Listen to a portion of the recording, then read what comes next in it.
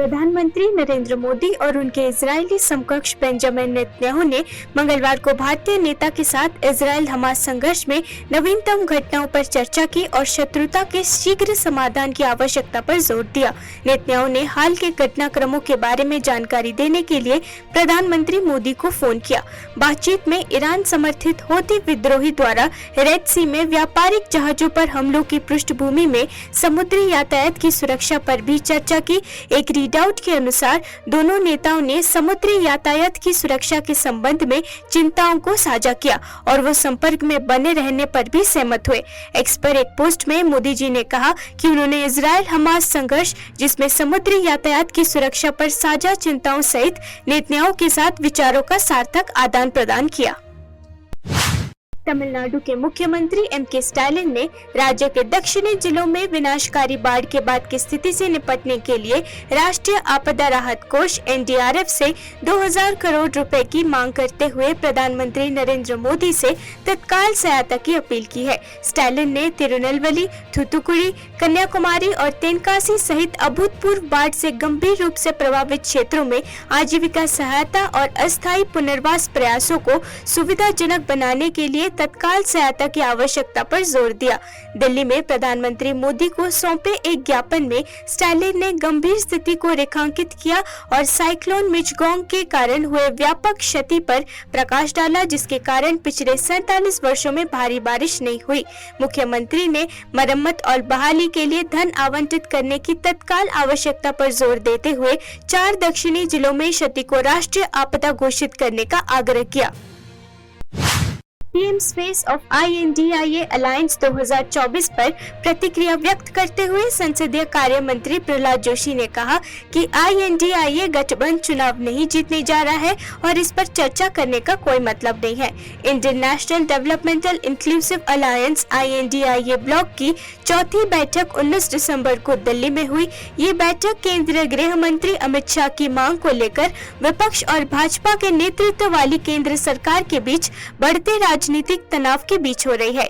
आपको बता दें कि संसद सुरक्षा उल्लंघन पर बयान और कुल 141 सांसदों को निलंबित कर दिया गया, जिनमें लोकसभा से 95 और राज्यसभा से 46 सांसद शामिल थे।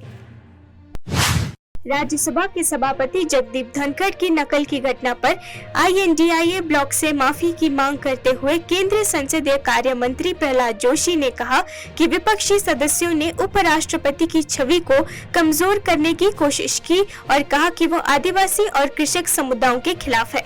मिमिक्री की घटना पर राज्यसभा में चिंता व्यक्त करते हुए प्रहलाद जोशी ने कहा, कांग्रेस के एक पूर्व अध्यक्ष जो अपनी पार्टी के मामलों का प्रबंधन नहीं कर सकते हैं, इस दुर्भाग्यपूर्ण कृत्य को प्रोत्साहित करने की कोशिश कर रहे थे।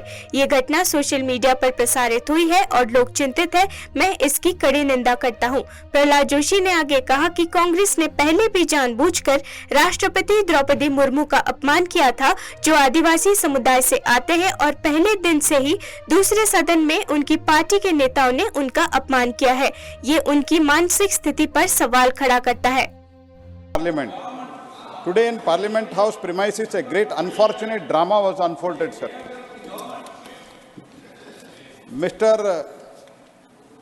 Other House member, Mr. Kailash Kalyan Banerjee, member of the other House, indulged in a mimicry of Honorable Chairman of Rajya Sabha, and who is also Vice President of India, and other senior members of the House, and the leader of the Congress party, who was the president of the Congress party for some time, and who could not manage his own party affairs. He stepped down, and he was trying to encourage this unfortunate act. And sir, what they are speaking, let them introspect. This is circulating in the entire social media and people are condemning you. And in the whole of perspective, sir, if I can recall here, sir, from the beginning, Congress party have deliberately been insulting our president, the Rashtrapati of this country, who comes from tribal community. And from the day one, their party leader in the other house, he tried to insult her, sir. This is happening from beginning, sir. This is it speaks of their mentality. ये इनके मानसिकता के ऊपर प्रश्न है, sir. They try to insult first president. Then now they are trying to this attitude का सवाल है, पूरा समझ।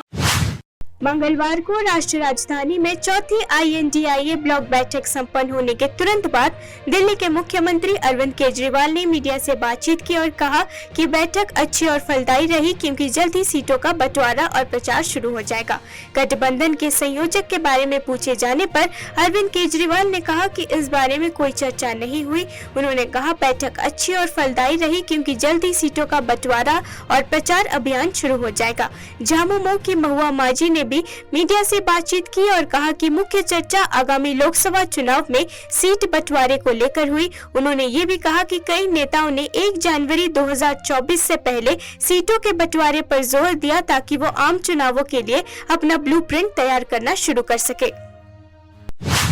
पश्चिम बंगाल की मुख्यमंत्री ममता बनर्जी ने कांग्रेस अध्यक्ष मल्लिकार्जुन खड़गे को 2024 के आम चुनावों के लिए भारतीय ब्लॉक के प्रधानमंत्री पद के उम्मीदवार के रूप में प्रस्तावित किया है।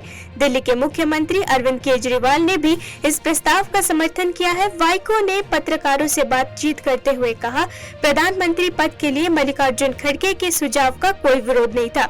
हालांकि प्रस्ताव के बारे में पूछे जाने पर खड़गे ने कहा, पहले जीते प्रधानमंत्री चेहरे पर बाद में चर्चा होगी। भारत गठबंधन दलों की मंगलवार को दिल्ली में चौथी बैठक हुई। समाजवादी पार्टी के प्रमुख अखिलेश यादव ने कहा कि जल्द ही टिकट वितरण के बाद सभी पार्टियां मैदान में उतरने को तैयार है। मैंने पहले दिन से कहा है कि INDIA अलायंस की रणनीति PDA होगी। हम बीजेपी को हराएंगे। यूपी में 80 हराओ और लोकतंत्र बचाओ। Mamata Banerjee and Kejriwal proposed Kharge ji must be coordinator of this India team, and we will project him as Prime Minister of India in forthcoming elections. Coordinator also. But categorically, Kharge ji rejected this statement.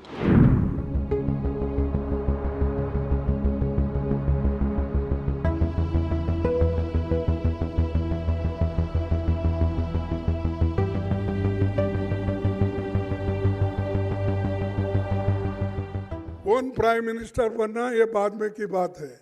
MPs अगर नहीं है तो prime minister की बात करके क्या फायदा है। तो इसीलिए हम पहले अपनी संख्या बढ़ाने के लिए एक होकर सभी लोग लड़ के हम मेजॉरिटी लाने की कोशिश करेंगे। और बीजेपी आज जो और मोदी जी बहुत इतना 1, 2, 3 इलेक्शन नवनिर्वाचित मध्य प्रदेश विधानसभा उस समय विवादों से घिर गया जब कांग्रेस ने पूर्व प्रधानमंत्री जवाहरलाल नेहरू की तस्वीर हटाने और उनकी जगह भारतीय संविधान के जनक कहे जाने वाले डॉक्टर BR अम्बेडकर की तस्वीर लगाने के लिए भाजपा को जिम्मेदार ठहराया। कांग्रेस जो हाल ही में मध्य भारतीय राज्य में विधानसभा चुनाव हार गई, उन्होंने कहा अगर भाजपा के इरादे ईमानदार होते तो वो गांधी और अम्बेडकर के साथ नेहरू की तस्वीर लगा सकते थे, लेकिन स्वतंत्रता का अपमान करना भाजपा की संस्कृति है, इसलिए उन्होंने नेहरू की तस्वीर हटा दी है। जब कांग्रेस आरोप प्रत्यारोप का खेल खेल रहे थे, विधानसभा के प्रमुख सचिव AP सिंह ने बताया कि तस्वीर को इसीलिए हटा दिया गया क्योंकि वो खराब स्थिति में थी। BRS नेता KT रामाराव की ट्वीट को हिलेरियस बताते हुए तेलंगाना के मंत्री और कांग्रेस नेता उत्तम कुमार रेड्डी ने कहा, ये वास्तव में हिलेरियस है कि KTR सिद्धरामैया के फर्जी वीडियो पर प्रतिक्रिया दे रहे हैं। हम 1 सप्ताह से सत्ता में है, वो पहले से ही वादे पूरे नहीं होने की बात कर रहे हैं। KTR आपको 5 साल तक विपक्षी बेंच पर बैठना होगा। जनता ने आपके खिलाफ जनादेश दिया है। आप 104 विधायकों से घटकर 39 पर आ गए हैं। तेलंगाना के लोगों ने आपके खिलाफ ठोस जनादेश दिया है। हम अपने वादे पूरा करेंगे। ये हमने कहा है कि सत्ता में आने के 100 दिन के भीतर हम अपनी गारंटी पूरी करेंगे। Pramod, it's really hilarious that KTR is reacting on a fake video of Siddaramaiah ji, and look at their anxiety. We've been in power for a week. I think from the time I took charge of the ministry, it's about a week now, that's all. and we're not really even properly moved into our office or had fulfilled staff or anything. Already he's talking about promises not being fulfilled. KTR जी 5 साल आपको वहाँ opposition benches पे बैठना पड़ेगा. People have given a mandate against you. From 104 MLAs, half of whom you purchased, you have come down to 39. Means you have come down to 1/3 your number.